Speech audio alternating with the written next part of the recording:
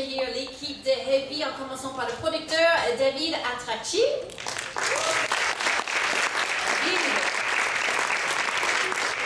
Ne va pas tarder, bonjour. Aussi avec nous le réalisateur Yuri Smith.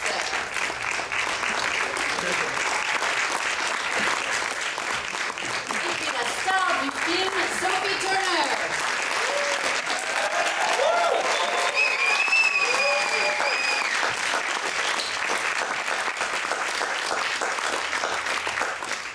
Welcome to all of you. Sophie, I learned that David speaks French, donc David parle français, donc il va peut-être répondre à vos questions en français. Pour Sophie et Yuri, bien sûr, je vais faire les trad comme d'habitude. Si vous posez vos questions en anglais, n'hésitez pas à les traduire directement en français. Est-ce que quelqu'un voudrait commencer? Bonjour. Qui a le micro? Non, juste ici. Voilà, super. Yep, go ahead. Bonjour à vous trois. Je veux savoir comment il y a eu l'idée de faire un film comme celui-là. Okay, so where did the idea come from, Yuri, to do a movie like this one? Or for whoever wants to answer? Who wants to go? Shall I go first? Yeah, you go first. You need to take that microphone. I mean, basically, it all started with the script of Seth Miller, which is a young kid out of New York, and so he wrote the story. I fell in love with it because I saw some kind of fantasy, but you know, twisted love story in the film, and so yes, and then we all fell in love with the project also when Sophie read it, and when we were like, okay, let's do it. I mean, it was like the title, it was quite a heavy film to make, but you know, like yeah, so that was the first start. Voilà, donc Yuri lui dit en fait, il a adoré le scénario de Seth Miller, qui était une jeune de New York qui avait écrit cette histoire. Et en fait, il aimait bien cette idée que c'était un peu de fantaisie, un peu une histoire d'amour un peu tordue, entre guillemets. Et puis, il a bien sûr tombé amoureux encore plus du projet quand Sophie a dit oui au projet pour le faire. C'était, n'empêche, un peu lourd comme le titre, heavy à faire, le film, mais quand même, c'était une bonne expérience. Anyone else want to weigh in? Yeah? Go ahead, David. En français. Pour nous, c'était intéressant parce qu'à la base, notre société est en France, à Paris, avec mes associés. Et donc, on a décidé de venir s'installer aux États-Unis et de faire un... It's okay, no in French. Hein? Yeah, it's good. Et de faire un film américain. Et donc, c'est pour ça qu'on est vachement fiers de venir ici à Deauville. Parce qu'on est une société française et on a décidé de s'installer aux États-Unis et faire notre premier film américain. Et Heavy avait toutes ces composantes qui étaient intéressantes, avec des personnages, avec un film qui n'était pas trop compliqué à filmer non plus, mais avec une vraie vibration. Ça me faisait penser aux anciens films de Tarantino avec du langage qui était vraiment très caractérisé. Et donc on s'est lancé dans l'aventure et Sophie très rapidement a répondu au film, elle a accroché sur le film avec un emploi du temps qui est très compliqué pour elle. Et on était fiers, on est vachement fiers de faire ce premier film.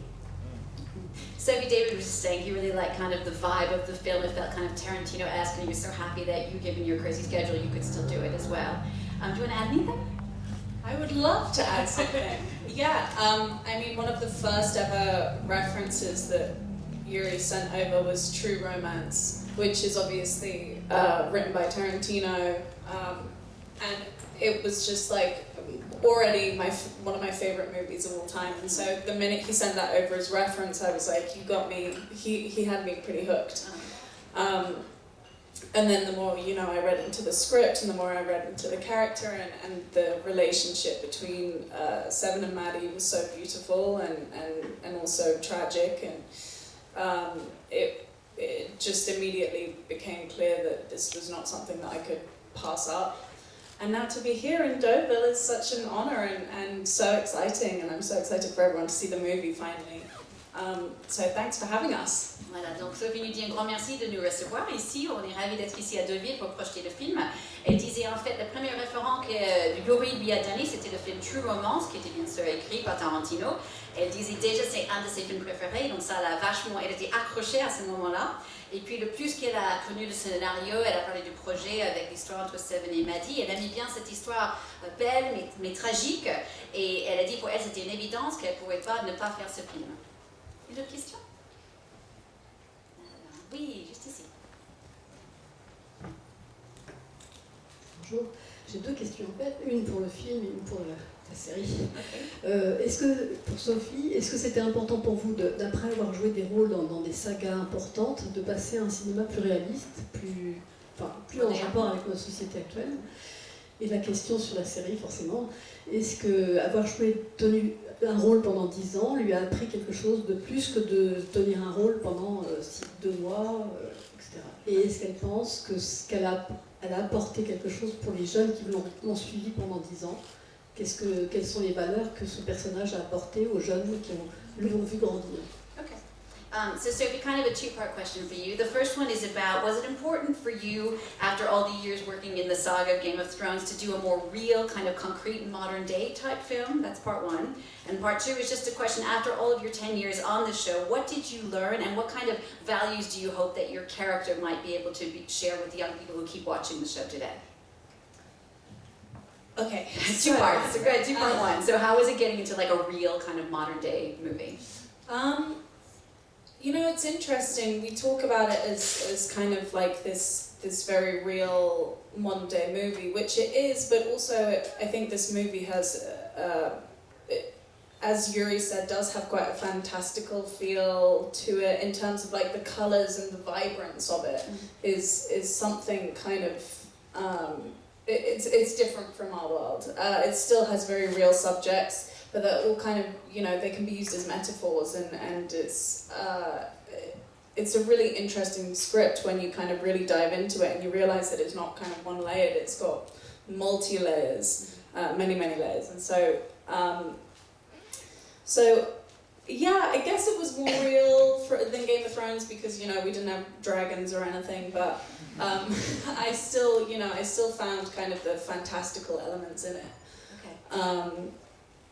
So maybe I do feel like I need to do some more realistic work. No realism, no dragons, no wolves, nothing like that. But this script was just incredible. Voilà. Donc déjà, just let me translate that bit. Donc déjà, Sophie nous dit qu'en fait, c'est vrai que ce film a l'air plus réel entre guillemets, mais elle trouve quand même il y a un côté fantastique, avec les couleurs, avec la sensation, la vibrance qui est différent de notre monde réel. Il y a beaucoup de métaphores, elle trouve dans le scénario. Quand on regarde profondément dans le scénario, on voit qu'il y a vraiment plusieurs niveaux et on est vraiment dans un monde un peu fantastique entre guillemets. Ceci dit, c'est plus vrai, il n'y a pas des dragons comme dans Game of Thrones, etc. Donc oui, peut-être pour répondre à votre question, oui, peut-être je suis un peu à la recherche des choses un peu plus normaux, entre guillemets. And then the second part of the question about after those 10 years of doing Game of Thrones, what did you learn and what values would you hope your character of Sansa would pass on to young people today? I learned many things in my time working on Game of Thrones. I learned everything from working on Game of Thrones, to be honest. That was my drama class, that was my school, and so I learned how to be an adult, I learned how to be an actor, I learned how to be, you know, a businesswoman, I suppose, and so, but at the same time, the greatest things that I learned were these beautiful lessons that kind of came by me through the character of Sansa. Her patience, her resilience, her strength are all things that, I think she would pass on to, the rest of the characters of Game of Thrones were to carry on, and I think it's something that, I too would like to pass on and hopefully practice more and become better at, but she is absolutely an inspiration to me, yeah. Okay. Et puis bien sûr, qu'est-ce que j'ai appris de Game of Thrones? En fait, j'ai appris beaucoup de choses. Sophie nous dit, en fait, j'ai tout appris. Pour moi, c'était comme mon cours de théâtre, en fait, en quelque sorte. C'était une école pour moi. J'ai appris à devenir adulte, à devenir une actrice, en quelque sorte une femme d'affaires. Mais vraiment, les plus grandes leçons par rapport au personnage de Sansa, c'était sa patience, sa résilience, sa force. Qu'elle pourrait très bien passer aux autres personnages si Game of Thrones allait continuer pour encore 10 ans. Et même moi, j'aimerais bien apprendre ces choses encore mieux et les pratiquer plus dans ma vie. Et c'est clair, ce personnage était une vraie inspiration pour moi. Une autre question? Voilà, juste là-bas.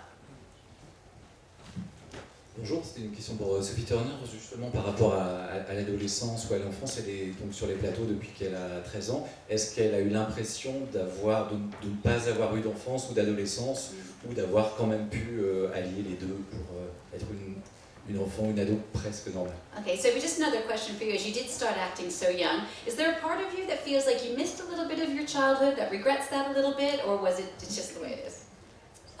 There's definitely a part of me that feels like maybe I might have missed one or two things. I would have loved to have gone to university when all of my friends went to university and things like that, and just had that kind of experience. But ultimately, I think, you know, the experiences that I missed, I gained in other kind of experiences and in another kind of world. And I honestly would do it exactly the same all over again. So, and I'm catching up, you know, like now I didn't get to go to university, but I'm doing like university course. Like it's kind of easy to maintain a normal life, I suppose.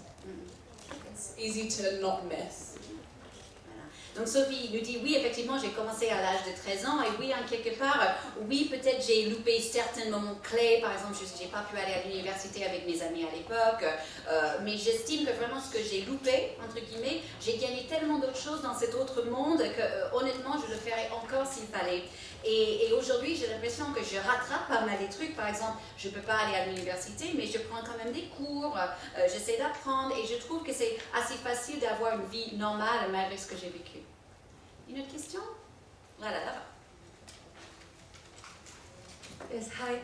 I was wondering, when you have to play a particular scene, how do you, all three guys, like, work on it? Like, do you repeat before, and then when you play it, do you come and stop the scene and say, okay, now you have to play it like this, or something like that, like acting method or something? Okay, so a question a bit on rehearsals and maybe perhaps how you worked on particular scenes in this movie. I don't know if Yuri, you want to I would love to say something about that. It's a Ah oui, great... pardon, David, juste avant, la question était sur les répétitions, comment on prépare les scènes pour un tournage dans un film. Pardon.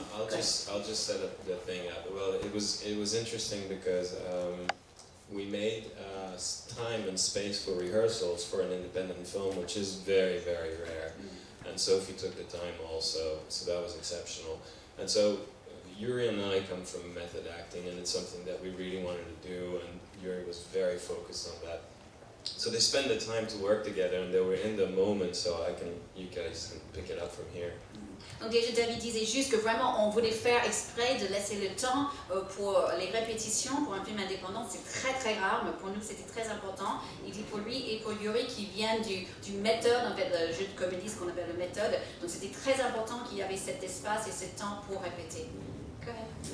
I'd like to say something about Yuri for a second, because in these rehearsals, which was so key, Yuri was so open and collaborative, and also was so determined for Danny Zavato, who is wonderful at Seven, Danny and myself to have as, you know, close and intense as relationship as possible, because it was so important.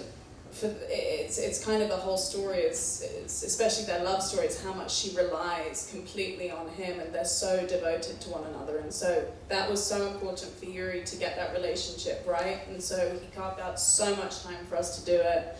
He would like fly to Salt Lake City when I was shooting, and it was like way out of the way for him. He was just so determined to have that kind of build the foundations of that, and so he is wonderful. He is a really kind of an actor's director. Donc Sophie nous dit que Yuri est vraiment un réalisateur pour les comédiens. Il était vraiment ouvert, il voulait travailler avec Sophie et Danny Zovato qui joue Seven pour qu'ils ont vraiment cette relation intense et aussi proche que possible, et pour bien montrer à quel point le personnage de Maddie compte sur Seven, comme ils sont tellement amoureux, et au point où Yuri a pris un avion pour aller jusqu'à Salt Lake City dans l'état de Utah. Elle était en train de tourner un film juste pour lui donner l'espace pour vraiment bien plonger dans les personnages comme ça. Yuri, you want to add something? Yeah, I mean, obviously for a love story like this, you need great chemistry, which Sophie and Danny had, you know, from the day they met, you know, in Salt Lake City. And that's also where it was kind of done, because obviously many of you maybe have seen Danny for the first time. But he's done several films like It Follows, Don't Breathe, and he's now playing in Penny Dreadful, the new series. And he's just incredibly talented. And so the two of them, of course, rehearsals really help to basically install to a certain degree that relationship, you know, that they have from the beginning, which obviously is quite scarred as they start and gets more beautiful and painful later on. And so that was the main thing. But then after that, I mean, it's also incredibly talented actors that then finish the job, you know. So Voilà. Et Yuri ajoute juste ce qui est important, vous pouvez bien imaginer, pour une histoire d'amour et la chimie entre les acteurs. Et lui, il dit qu'à partir du premier moment, quand Sophie et Danny se sont rencontrés à Salt Lake City, il y avait tout de suite cette chimie entre eux. Et il disait que peut-être vous ne connaissez pas Danny, mais il a déjà fait pas mal de trucs aux États-Unis, une série qui s'appelle Penny Dreadful, un film It Follows. Et il trouvait que la chimie entre les deux était très très bien. Et aussi, une fois, ces répétitions qui ont vraiment pu aider à installer cette relation qui est un peu dommagée, mais aussi qui devient plus beau au fur et à mesure du film. Une autre question? Personne d'autre? Oh, ok, allez-y. Je voulais demander à Yuri le choix du montage du film. Pourquoi à quel moment il a décidé de monter le film de cette façon-là, en montrant une scène très bouleversante au début, et puis les scènes qui sont racontées, puis filmées. Enfin, comment il a choisi ça? Okay. She's asking a bit about your choice and the way you put the film together, and you edited it by putting that really shocking scene right at the beginning, and just some other choices. Why? Tell us about your process, what you were thinking. well, a large part of that is also the way it was written. So the back and forth really was the way the script was written. It's also what David was saying before, kind of made it that we could make this movie because we could switch from location to location quite quickly. The dramatic scene all the way at the front is something that we ended up changing because, you know, there is a very fun language to the movie, and I think that in order to really be invested with some of the lighter things that are going on, and especially with also Seven struggling still a little bit with whether or not he's going to go for the one, yes or no, if he has the courage to go all the way and also own up to himself, because to a certain degree what they do throughout the movie is hide, you know, through their language, through their drugs, like they're not facing their guilt and not facing their fear, but they're also not seeing how beautiful the love is in front of them and how precious life is. And so they're kind of playing with things a little bit too much. And I felt that afterwards when the edit was more or less done, it started very light and then ended very dark. And I think that in that moment it was like, okay, it's good to let the audience know what they're about to watch, you know. And so that's when we added that scene in the front, or at least split them up, and then also added the voiceover, which Sophie does in the beginning, to kind of like pre-warn the audience, like it's going to be a fun ride, but it's going to be heartbreaking too. So yeah. Donc Yuri dit en fait c'était un peu la façon dont le scénario était écrit, mais avec cette sorte de va-et-vient entre les histoires. Mais en fait pour cette scène de début, en fait on a ajouté ça, on a mis ça au début assez tard dans le montage, parce que je me suis dit en fait pour que les gens soient bien investis dans l'histoire et comprennent mieux Seven et jusqu'où il est capable d'y aller, et comme le fait qu'ils trouvaient ces deux personnages cachent beaucoup de choses au fond d'eux, ils voient pas l'amour et tout, et qu'ils sont un peu trop dans le jeu. En fait, il fallait mieux mettre cette scène assez choquante tout au début, comme ça le public pouvait savoir où ça allait aller, et comme ça après on pouvait mieux comprendre les passages un peu plus légers, parce qu'il y aura plus de gravitas à ces passages puisqu'on a commencé avec quelque chose d'un peu plus choquant. Donc ils ont remis cette scène au début, ils ont ajouté la voix off du personnage de Sophie à ce moment-là pour essayer de bien établir la scène avant de repartir dans le film. Une autre question? Peut-être une dernière? Allez, juste ici. Est-ce que ce qui a intéressé Sophie dans le rôle, c'était le thème des conséquences de l'addiction à la drogue, ou au contraire ces scènes très intimistes, on a presque parfois l'impression que c'est du théâtre, ils sont tous les deux dans une pièce comme un huis clos. Okay, Sophie, were you more drawn to the story because of what it was saying about kind of addiction and drugs, or because of the intimacy of the characters? It's almost like you're in a little black box theater at times as we're watching these scenes. It's so intimate. So which one of those aspects drew you the most? Well, to be honest, it was kind of both of those together. The fact that, you know, these two characters have obviously addiction problems and mental illnesses and all of these things, and because of that it means that these two characters are completely reliant on one another, and especially Maddie over 7 is completely dependent on this man because he saved her from this drug overdose years and years and years ago, and he's the only one that's not going to leave her. He provided for her, he gave her money. He is absolutely her lifeline, and so I thought that was really interesting, the intensity of this relationship, the kind of forced intensity of it, you know, how, and this is in their past, but, you know, the way that they met, him literally saving her life, and then the way that they've grown to completely fall in love with one another, and dependency issues is a really interesting thing, I think, in relationships, and it's something that I think we as filmmakers could explore even more over the next few years. I think it's such an interesting dynamic, and I felt really lucky to be able to explore it in this movie. Voilà, donc elle dit oui, effectivement, en fait, c'était ces deux aspects qui m'intéressaient, que je trouvais intéressants, bien sûr, par rapport à l'addiction, mais aussi par rapport aux troubles mentaux que les gens puissent avoir, et comment on peut voir une codépendance à ce point-là dans un couple. Je trouvais ça vachement fascinant, parce que pour revenir sur le personnage de Maddie, en fait, elle est tellement amoureuse de Seven, parce qu'il a carrément sauvé sa vie après son overdose, et il ne va pas la quitter, il a donné de l'argent et tout, donc pour elle, c'est vraiment comme un ça la sauve, en fait, ça a sauvé sa vie. Et donc elle a mis bien cette intensité un peu forcée dans la façon qu'ils sont rencontrés, mais elle a mis surtout cette notion de codépendance dans un couple, et elle estime qu'il devrait y avoir plus de films qui parlent de ce genre de codépendance dans les couples, parce qu'elle trouve que c'est quelque chose qu'on voit souvent dans la vie malheureusement, et elle se sent très chanceuse qu'elle a pu justement montrer ça un peu à travers ce film. Ok, merci beaucoup à vous tous.